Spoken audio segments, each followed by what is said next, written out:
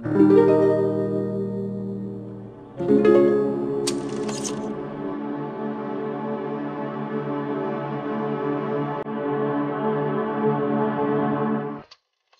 Əliyev Azərbaycanın ən qədim diyarı olan Naxçıvanda dünyaya gəlmişdi.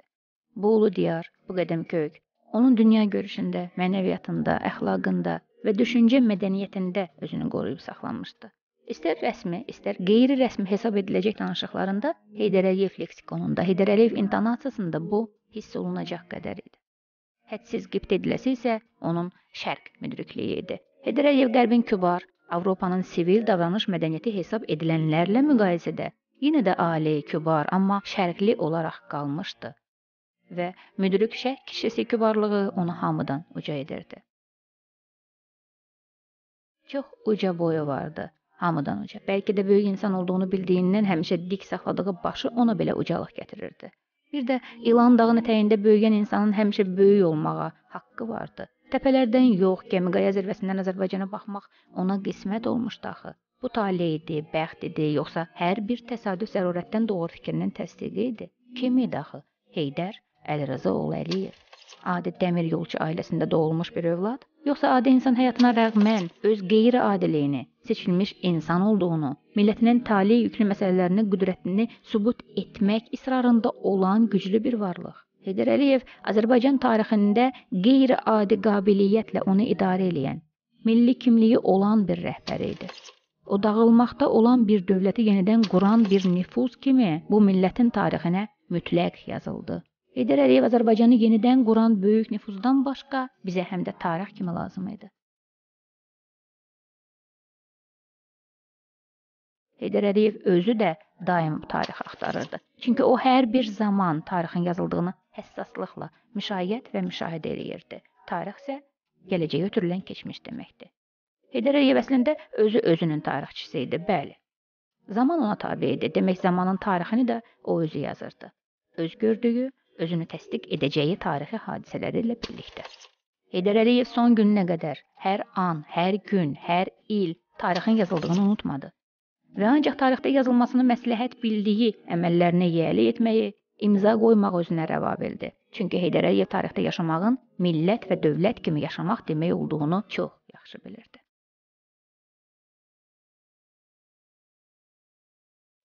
Üç müxtəlif zaman və hakimiyyət yaşadı o. Yox, sadəcə yaşamadı onu, müdaxilə eləyərək, onu formalaşdıraraq, onunla bərabər bu zamanı keçdi. Ən diqqətə layiq zaman sınağı isə dövlət kimi hədsiz çətin, milli məğlubiyyətin son addımlığında baş verdi. Və onu şəxsiyyət və zəka kimi cəmiyyətdən kənarlaşdırdılar. Amma o tənhalığa deyil, millətin içinə, doğulduğu, ayaq açdığı torpağa getdi. Getdi ki, yenidən həmin torpaqdan və o insanlardan növbəti gücü alaraq nüfuzunu təsdiq eləsin. Gərəkli olan etsin. Etsin ki, məmləkətini və özünü yenidən nüfuzuna toxunulması mümkünsüz bir məqama qaytarsın. Qayıdışı ilə də azmış, səpələnmiş, çaşmış milli kimlikləri bərpa eləsin. Hər halda Heydər Əliyev heç bir vaxt nə məğlub, nə aciz, nə də çarəsiz qalan bir rəhbər aqibətini özünə yaxın buraxmadı. Həmişə ən müqəddəs milli məqsədlər naminə çalışdı. Heydər Əliyev sadəcə iş görürdü, o bunu qəsdən açıqlamırdı. Heydər Əlirza oğlu Əliyev istər dövlət təhlükəsizliyi orqanlarında, istərsə də Azərbaycan Respublikasının bilavasitə əsas rəhbərliyində çalışdığı illərdə bir başqası üçün tam mümkünsüz və həddən ziyadə cəsarətli qərarlar qəbul etdi. Heydər Əliyev bu qərarları güzəştə getmədən, mövqeyini dəyişmədən, amma siyasi manevrlərlə həyata keçirən bir zəka idi. O hələ SSR-nin tərkibində ən qabaqcıl bir ölkə sahibi olduğu zamanda elə həmin rejimin fövqündə duraraq vətən xaini ittihamını ləyaqətlə qazanmış Cavidi Azərbaycana gətirməkdə israr və iradə nümayiş etdirdi. Bu addımla da Heydər Əliyev bütün sürgün və edam edilmiş, digər milli kimliyində israrlı olmuşların ruhu qarşısında milli varis missiyasını yerinə yetirdi. O, Heydər Əliyev idi və göründüyü qədər sadə, yumşaq, bir mənalı qəbul edilən şəxsiyyət də deyildi. Hər halda nə qədər zaman keçsin, bütün ictimai şuur Heydər Əliyevi əfsanəvi şəxsiyyət, məharətli siyasətçi və xalqının etibar etdiyi ata kimi tanıyacaq. Bax, bu bir mənalıdır. Bəli, zaman var idi ki, beynəlxalq erməni terrorizmi Heydər Əliyevi aradan götürmək üçün baş çatladırdı.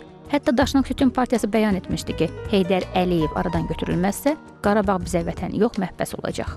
Bu məqamda Qarabağ iddialarının növbəti kükrədiyi bir zamanda heç bir rəhbərin edə bilməyəcəyini o etdi. Heydər Əliyev 70-ci illərdə Dağlıq Qarabağda aşkarcasına Şuşa məscidinə gedərək bu ərazinin əsl sahiblərini və onların dini mənsubiyyətini vurğuladı. Xüsusilə isə Azərbaycanın böyük və klassik şairləri Molla Pənah Vaqifin və Xan qızı Natavanın xatirəsinin əbədiləşdirilməsi oldu. Bu adi avadlıq, klassik mədəniyyətə verilən qiymət və ya xidmət deyildi. Bu, Qarabağın, Azərbaycanın çox qədim bir diyarı, bu qədim diyarın isə əbədi və əzəli paytaxtının Şuşa şəhəri olmasının təsdiqi idi. Bu, tarixi təsdiq, sonraki gələcək üçün məkan və coğrafiya təsdiqi idi. Ermənilər özlərinə tarixi vətən saydıqları Naxçıvan işğalı planının məhz 1960-cı illərdə Heydər Əliyev tərəfindən alt-üst edilməsini yəqin ki, heç bir zaman onda bilmirlər. Bu faktda Naxçıvanın 90-cı illərdəki müdafiəsini də əlavə eləsək, həmin baxışları açıqlamamaq da olar. Heydər Əliyev milli hisslərini qəti nümayiş etdirməzdi. Çox zaman düşündüklərini aşkar söyləməklə yox, sakitcə iş görməyi məqbul bilirdi.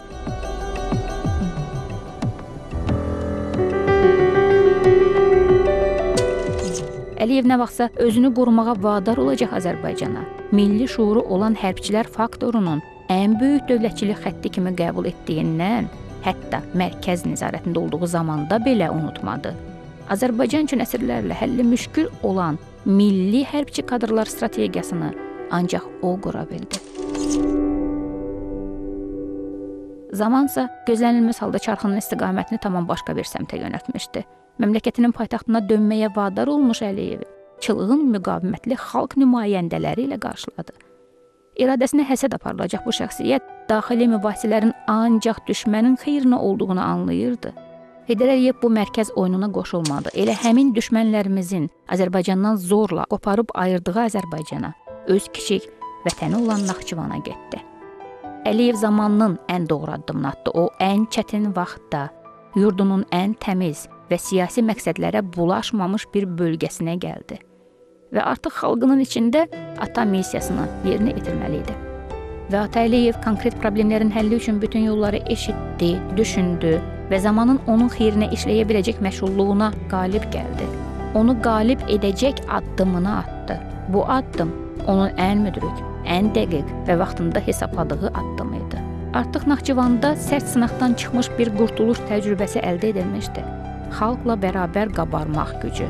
Bu, Heydər Əliyevdən başqa kimsəyə aid ola bilməzdi.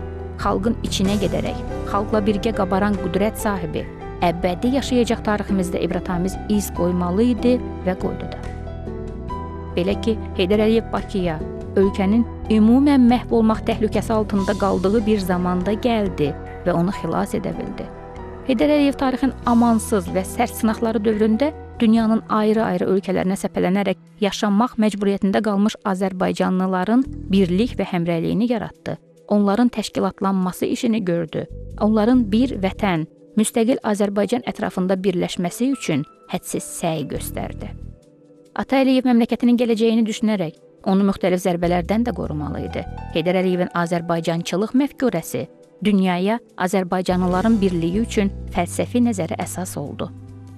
Heydər Əliyev dünyaya özünü və ölkəsini Azərbaycan dövləti, Azərbaycan milləti, Azərbaycan dili kimi tanıtdı. O, yalnız o, mövcud şəraitə baxmayaraq dünyaya səpələnmiş böyük Azərbaycan xalqının öz haqqını tələb eləməyə çağırdı. Bu isə hələ Azərbaycan tarixində ilk dəfə bütün Azərbaycanlılara verilən vacib mesajı idi. Heydər Əliyev siyasi taktikasında ən mühüm gediş milli, etnik təyinatı qabartmadan dövlət marağını ortaya qoyması idi. Ən yaxın tariximizdəki neft kontraktı bunun ən bariz nümunəsidir. Heydər Əliyev həmişə səbr, dözüm təlqin etsə də tam xilas üçün mümkün ola bilən bütün yolları axtarmaqdan usanmırdı. Yollar isə çox uzaq, çox çətin, çox dolanbac idi. Ölkənin idarə sükanı son ümid sayılan müdrik atanın əlində idi. Heydər Əliyev xalqın toxtaması üçün öncə zaman əldə etdi. Yenidən güclü ola bilmək üçün vaxt qazandı. Xüsusi vurğulanmalı məqam Ata Əliyevin hədsiz səy bahasına hər bir Azərbaycanlının düşüncəsində məmləkətinə yiyəlik hissini dirşəltməsi oldu. Bu təkcə yaşadığımız müəyyən zaman üçün deyil, əbədi və əzəli Azərbaycan naminə, bizdən sonra gələcək nəsillərin şuurunda mütləq cücərəcək əzəmətli bir ağacın toxumu idi. Bəli, o Heydər Əliyev idi. O özü özünün tarixçisi idi. Çünki hər bir zaman tarixin yazıldığını həssaslıqla müşahidə edirdi. Tarix isə gələcəyə ötürülən keçmiş deməkdir. Gələcək üçün də biz Ata Əliyev düsturunu xatırlayaq. Bu düstur artıq yaradılıb. İndi oğul Əliyev bu düsturun ən mürəkkəb məsələsinin həlli üçün çalışır. Zamanın dəyişən qaydalarına baxmayaraq bu düsturun qüdrəti azalmır. Bu dövlət düsturu indi varis əlindədir. İndi Azərbaycan, onun sahib cavabdehi İlham Əliyev, dünyanın onun ölkəsinə kiçik miqyasla baxmağına imkan vermir. Və bu, nəticəni əvvəldən görə bilən Ata Əliyevin qələbəyə doğru gedən yolda inkar edilməz mütləq qələbəsi idi.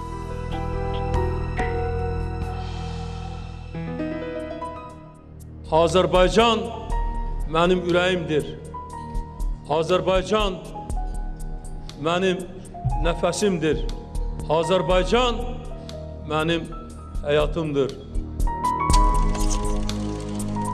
El bilir ki, sən mənimsən. Yurdum, yuvam, məskənimsən. Anam, doğma vətənimsən. Ayrılar mı könül candan? Azərbaycan, Azərbaycan.